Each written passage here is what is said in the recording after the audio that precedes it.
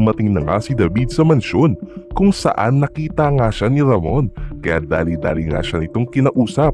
Pero laking gulat nga niya na makitang may sugat ang mukha nito, kaya natanong niya nga kung saan ito nanggaling.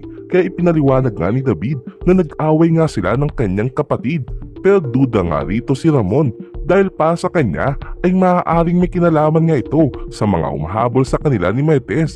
Pero nagtataka nga si David kung sinong kalaban ang kanyang tinutukoy. Pero para kay Ramon ay maaaring tinatago lang ni David ang buong katotohanan para hindi nga siya mapagalitan. Pero gusto na nga niyang ubusin ang lahat ng kumakalaban sa kanila. Pero hindi nga nagtagal ay kumakatok na nga ang nurse sa kwarto ni Don Julio, kaya napilitan na nga si Olga na lumabas at agad na nagsisigaw. Kaya nang marinig nga ito nila Ramon ay dali-dali siyang tumakbo papasok sa kwarto kung saan naabutan nga niyang nakahandusay na ang kanyang ama na si Don Julio at bumubulan na nga ang kanyang bibig. Kaya ipinaliwanag nga ni Olga na pinainom niya nga lang ng gamot ang kanilang ama pero hindi niya nga inaasahan ang mga nangyari. At nang hinahanap na nga niya ang nurse ay dito na nagpanggap si Olga na wala nga siyang alam. At para malihis nga ang sisi kay Olga ay dali-dali nang pumagitna si David para humingi ng tulong. At madala na nga sa ospital si Don Julio ay dahan-dahan nga nilang inilabas ng kwarto ang katawan ni Don Julio, kaya di maiwasang mapangiti ni Olga.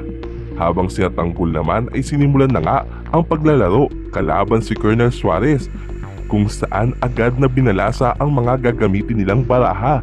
At dahil sa laki ng pustahan ay halos tumigil nga ang ilang table para lang mapanood ang mangyayaring laban.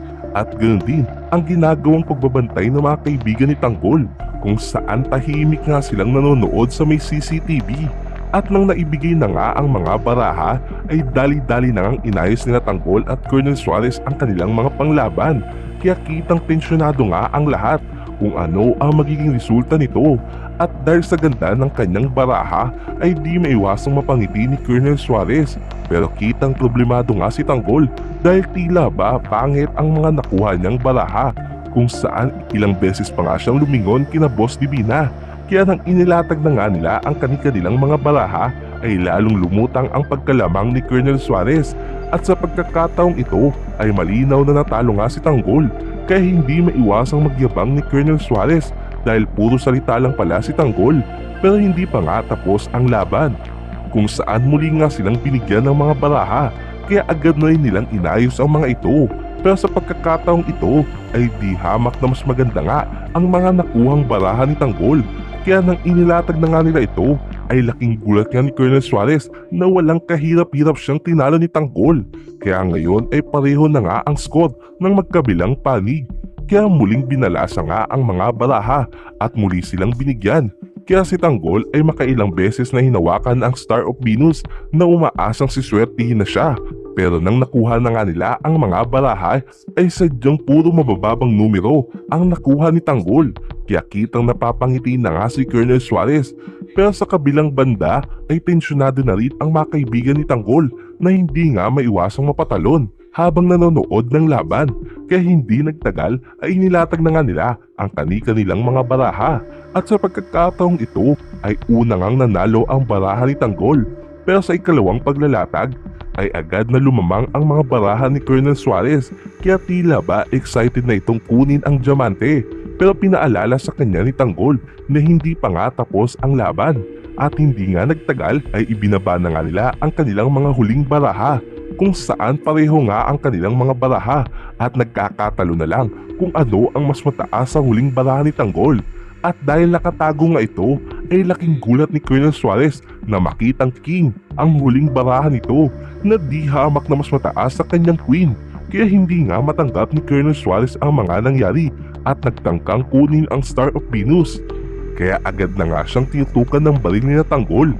Kaya nang makita nga nilang nagkakagulo na nga sa labas ay dali-dali na ring lumabas sina Enteng, bit-bit ang kanilang mga armas. Habang si Rigot naman ay pinupunasan na nga ang mga dugong kumapit sa kanyang mga kamay nang dinala niya sa ospital sina Tinding at Metes. At makalipas lang ang ilang minuto ay dumating na rin si Mando, kung saan ibinalita niya na dinala na nga sa morgue ang bangkay ni Lena at kukunin na lang ito ng kanyang mga kamag-anak. Pero hindi nga maiwasang manisi ni Mando dahil para sa kanya ay kasalanan nga ni Rigor ang lahat ng nangyari dahil sa kanyang kagagawan ay 2 buhay nga ang nawala. Kaya iginiit naman ni Rigor na hindi niya nga kagustuhan ang mga nangyari at naiinis nga siya dahil siya pa ang sinisisi ni Mando. At sa paglabas nga ng doktor ay agad itong kinausap ni Rigor kung saan nalaman niyang ligtas na nga si Tinding pero kinakailangan namang operahan si Metes. Kaya dali-dali na ring umalis ang doktor kaya hindi maiwasang mabigla at mag-alala nila Mando at Rigor kung ano nga ang mangyayari sa operasyon.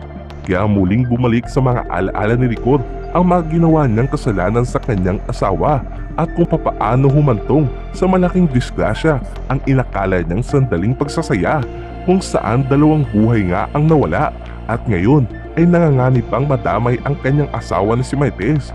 Pero kasabay nga nito ang ginagawang operasyon ng mga doktor kung saan patuloy pa rin ang pagdurugo ni Maites kaya sinalinan na nga ito ng dugo habang ginagawa nga ang operasyon.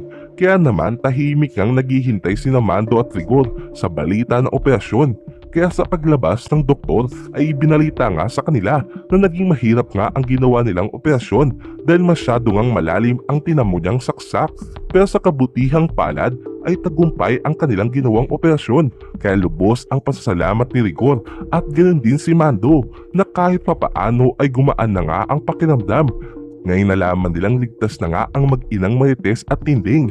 Kaya hindi nagtagal ay nagkamalay na nga si Tinding kung saan agad niyang hinanap ang kanyang anak na si Marites. Pero dahil sariwa pa nga ang kanyang sugat ay agad siyang pinaalalahanan ng nurse na huwag munang makikilos. At nakalipas nga lang ang ilang minuto ay pinasok na nga si Marites kung saan nagkaroon na nga ito ng malay. Kaya sa paglilipat sa kanya sa higaan ay agad siyang kinamusta ni Tinding. At kahit tagumpay nga ang ginawang operasyon ay di pa rin mawala sa isipan ni Marites si Lena at nag-aalala na baka muli silang balikan nito at para masigurado ang kanilang laga. Yan ang dapat nating abangan dito sa FPJ's Batang Quiapo. Please like and subscribe our channel. Maraming salamat po.